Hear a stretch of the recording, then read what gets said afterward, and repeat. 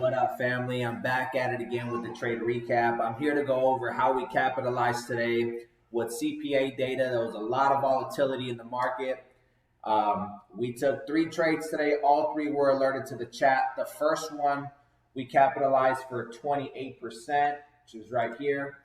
The second one, we capitalized for 37%. I actually ended up selling the runner for about 40%. And then the last and final sell during power hour, we took some calls and capitalized for 220%, man. It was a beautiful day today. We were 3 for 3. We stuck to our game plan. We utilized the Fibonacci retracement tool, which I'm going to go over that with you. I'm going to show you exactly how I set my charts up today to capitalize. And, hopefully this helps you guys understand that the Fibonacci retracement tool is almost like a cheat code, man. Well, let's get into the trades. First off, CPI data came out at 7:30 Central Time.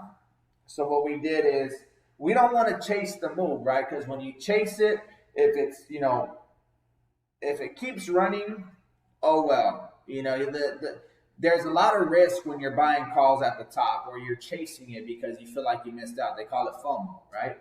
So we wait for a retracement. We get a discount on the premiums, and that's when we initiate our trade. So let's go in. We took our fibs from the bottom of this move all the way to the top. And then we waited for the golden zone. Now, we didn't get the big move we wanted. However, because of the implied volatility on the contracts, a 10-point move really did really gave us a premium pump. So here we go. We waited for the 78.6 retracement. This is on the 3-minute time frame. If you notice here, we had this wick. That means buyers are stepping in. As soon as we closed this candle above the 78.6, we went long. Now, again, this doesn't look like much, but if you look at it, we're moving from 4,077 all the way up to 4,090. That's a 13-point move. The contracts moved. It was beautiful, beautiful, beautiful. It was alerted in the Discord. A couple of our members were able to capitalize on that. The next trade that we took here, again, we use the fibs. The Fibonacci retracement tool is a cheat code, man, and I preach about it because I believe in it. It makes trading, it gives you a plan, right? Instead of playing breakouts, which a lot of people do and they're very successful with, personally, my strategy and what I feel has worked for me is, I like to buy things at a discount, right? Who doesn't? I prefer not to pay a higher premium. I built my account on breakout trading. However, the Fibonacci retracement tool has changed the way I trade, and it has been amazing, man. So let's go to the next trade here. This one was the, I charted this one on SPX here. So what we did is we took this low, 39.53, and we drew it all the way to the top. We had a massive gap up because the CPI SPX doesn't have a pre-market. So we had a massive gap up.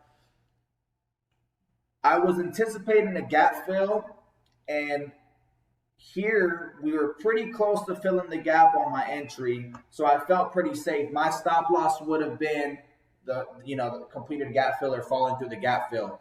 But right here at 11, what was my entry time? I took this trade at 11:31, which was right here. This is where I went long.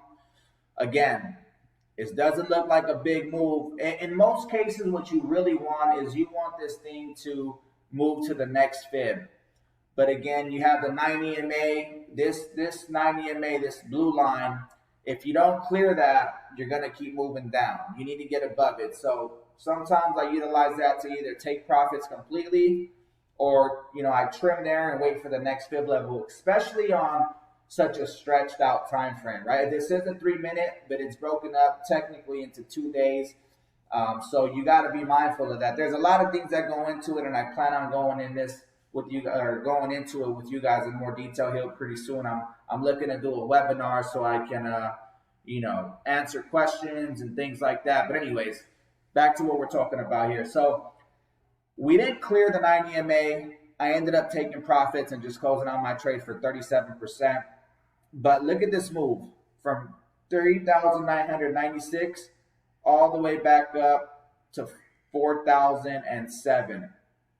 It's a 10-point move. Premiums pumped. A lot of volatility. We ended up closing that out for 40%. My last and final trade. This one was done on the 1 minute. This one was at 2:30 or 12:30 Pacific Standard Time, but it was 2:30 for me. The market was supposed to close in 30 minutes. Again, we held this here. This was basically the 61.8 retracement. The way I took this trade is there's two things that I look for here on the 3-minute time frame, or I was looking at, right? I was looking at the 200 SMA. It's moving up. We established support at the 200 SMA, and we ended up going long. And the reason we went long on this candle was because we had an inside bar. You see this candle? This is covering both the top and bottom of this candle. So right here, you're going to see a move in one direction. It's very rare you get a double inside bar on a small time frame like this. It is possible, but it's very rare. So I went long on the break of this high here. Now, these are the ones that went for 200%. The last 30 minutes of the day, contracts can go from 0 to 1,000% in seconds. But there's another reason I like this trade. We got pretty far away from the 113 weighted. A lot of people don't use this moving average. I personally love it. I don't use it as a, as like a trading indicator, but I use it as confirmation in a sense, right? When we get too far away from it, most of the time we start to gravitate back, especially when we're in chop, right? When you have a big move, you come back, you settle, and then you're in choppy range. If you get a big move during that time, there's a high probability that it comes back. So there was three things: the SMA, the 61.8 retracement. 200 SMA, which is this red line. Consolidating, we had an inside bar, which is this one, and then we were far away from the 113 weighted moving average. The other reason I liked it was because if you notice here on the RSI, the volume profile was decreasing, meaning sellers were decreasing. Buyers were starting to step in. So we went long here. And this is where the big move happens. And sometimes you have to anticipate it, especially if you had a good day. If you want to play the crossovers of moving averages, that's fine. I personally don't. I try to get in before they cross over, but I use other things to help confirm that. So as soon as we get above it and we cross here, you see this 9. This is the 9 EMA, exponential moving average. We crossed the 113, which is this yellow line coming through here, and that's when it really explodes.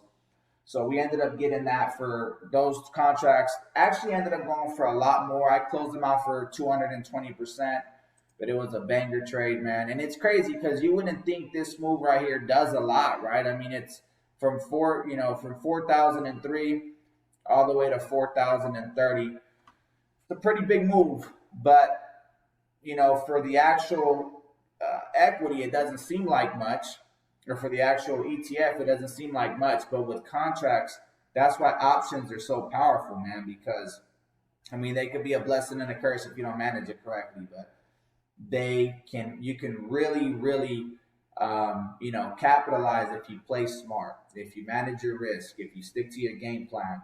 So yeah, man, I hope that this video was helpful for you guys. Again, I'm going to be doing some more content. I'm going to be, I really want to do a webinar for, anyone that's willing to learn it. We can at least get like 10 people. It'll be completely free. You know what I'm saying? I want to give back, man. And I want to do, I really truly believe in this trading style, and it has worked wonders in my life. Um, there is a learning curve to it, right? You can't just draw the fibs and expect it to go there. There has to be other things, other levels or indicators to confirm. If the trade goes against you, you have to know when to get out. But all that comes with time and learning, right? And having skin in the game. So, anyways, hope this video finds you guys, man. I hope you guys find it helpful. God bless y'all, man. Peace.